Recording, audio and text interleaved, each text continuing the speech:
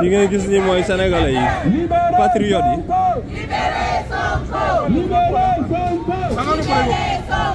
donc ñooy marche ci.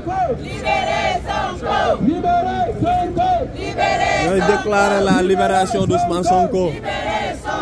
Libérez Sonko! Libérez Sonko! Libérez Sonko! Libérez Sonko! Libérez Sonko! Libérez Sonko! Libérez Sonko! Libérez Sonko! Libérez Sonko!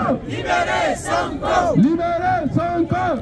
donc fii devant l'ONU lañ jàkkaarloo nii moo nekk lii nii yëpp drapeau yi ngeen gis nii yëpp mooy état yi nga xamante ni pays yi ci participer ñoo nekk donc sànq dañuy gis ay sénégalais groupe par groupe dañuy làkk pour dugg ci fii donc vous voyez que nous sommes live avec tous les présidents du monde ñu fi daje ñëpp.